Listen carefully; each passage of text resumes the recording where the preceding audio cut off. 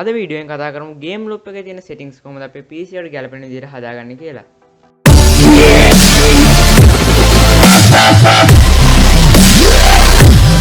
හරි. ඉතින් අපි දන්නවා ඕනම software එකක් අපි වැඩ කරගෙන යද්දී අපිට ප්‍රශ්නේ එන්නේ අදාළ settings ටික හරියට හදලා නැති නිසා. ඒ කියන්නේ උදාහරණයක් විදිහට ගත්තොත් අපිට තියෙනවා නම් 4GB RAM එකක් අපි දාලා තියෙන එකේ ultra settings නම් ඒක lag වෙනවා ඒ වගේම තව FPS drop වෙනවා වගේ ගොඩක් ප්‍රශ්න ඇවිල්ලා අපිට සාමාන්‍යයෙන් වැඩ කරගන්න බැරි තත්ත්වයකට පත් වෙනවා. ඉතින් අපි ඒක හදාගන්න මේ Gameloop එක ඇතුලේ තියෙන settings අපේ PC එකට ගැලපෙන විදිහට හදාගෙන ඉන්න වෙනවා. සරලවම කියනවා නම් ඔයාලට අද මේ වීඩියෝ එකෙන් බලා ගන්න පුළුවන් Gameloop එකේ තියෙන FPS increase කරන විදිය, Gameloop එක lag වෙනවා නම් ඒක fix කරගන්න විදිය සහ FPS drop වෙනවට විසඳුම මොකක්ද කියලා. එහෙනම් ඉතින් වැඩේ කරලා බලමු.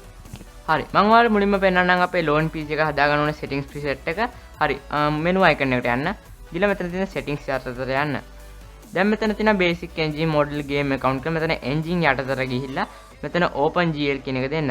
මේක දුන්නාට පස්සේ අපේ screen එකේ render mode එක තමයි මෙතනින් අපිට බලා ගන්න පුළුවන් වෙන්නේ. open gl තමයි මෙතනට ගොඩක්ම ගැලපෙන්නේ. direct x තිබ්බොත් එimhe ඔයාලා ඒක අයින් කරන්න. ඒකට ගොඩක් usage එක ඕන වෙනවා. අනිත් එක තමයි මෙතන මේ cache එක render කරන. ඒ කියන්නේ අපිට මේකේ පිරෙන MB ගන්න අඩු කරන එක තමයි මෙතන තියෙන්නේ. ඒකට tick එකක් කරලා නැත්නම් ඒකක් දෙන්න. vertical sync එක දෙන්න එපා. anti aliasing කියන එක මෙතන ultra දාලා තිබ්බොත් ඒක ඔයාලා off දෙන්න. මම මේ කියන්නේ 2GB RAM එකක් සහ 512MB පොඩිම පොඩි PC එකට දාන ඕන settings ටික 2GB RAM එක නෙමෙයි 4GB RAM එක. මෙතන balance දෙන්න එපා. ඒවා අපි ඉස්සරහට දෙමු off තියලා තියාගන්න. memory එක automatic දෙන්න එපා. මෙතන ඔයාලා කැමති ගාණක් හදාගන්න පුළුවන්. සාමාන්‍යයෙන් පොඩි PC එකකට නම් එන්නේ ඒ කියන්නේ low end PC එක නම් memory ඔයාලා හිතන්න ඔයාලගේ memory 4000 ඒ කියන්නේ MB GB 4ක් කියලා GB 4ක RAM එකක් තියෙනවා නම් ඔයාලා මෙතන 2GB දෙන්න ඕනේ.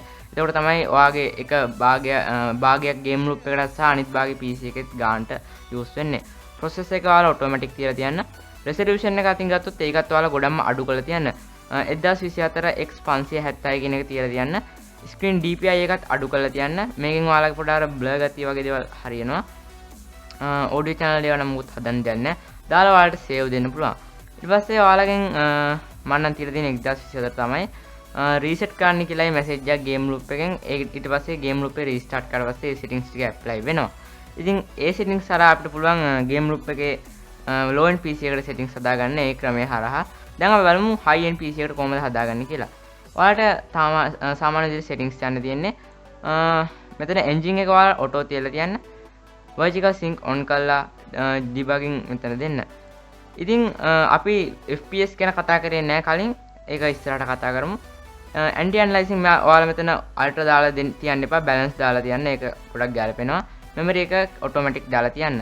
process එක ඒවා automatic. මෙතන resolution එක ඔයාලගේ display එකට fix වෙන විදිහට හදාගන්න පුළුවන්. DPI මම කලින් විදිහටම තියෙනවා. ඊට පස්සේ save දෙනවා.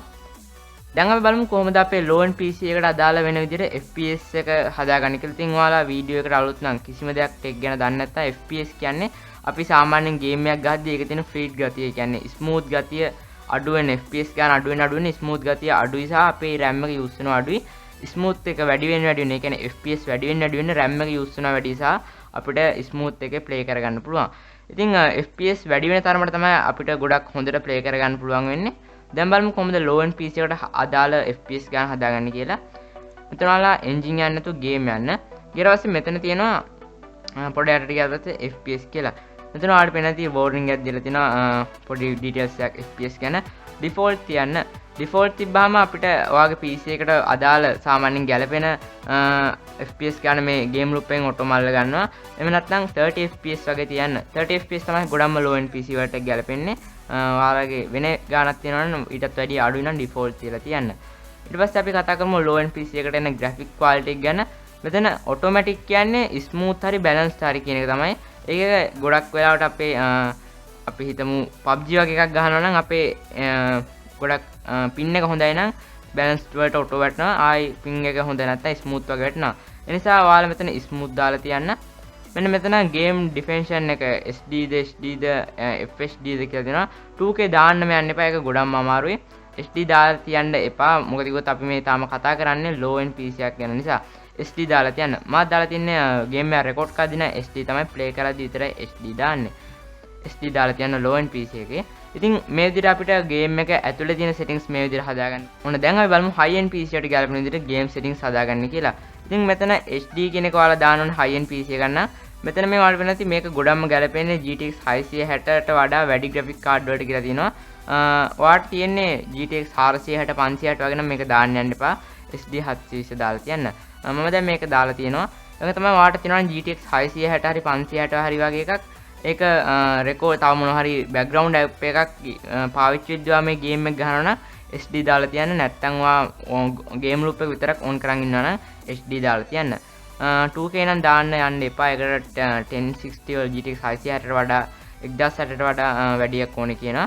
graphic quality එක මෙතන balance හරි HD හරි දීලා තියන්න පුළුවන්. මම HD දීලා තියන්න. මෙන්න මෙතන FPS එක වැඩිම අපිට 90 තමයි බලා ගන්න පුළුවන් වෙන්නේ. blue stack එකේ අපිට FPS 240ත් බලා ගන්න පුළුවන් වෙනවා. මම FPS 60 තමයි ගොඩක් වෙලාවට use කරන්නේ. හරි. ඉතින් මේ විදිහට තමයි settings ටික හදාගන්නේ. වීඩියෝ ගොඩක් පොඩි. ඒ වගේ තමයි ඔයාලටත් මේ විදිහට settings හදාගන්න පුළුවන්.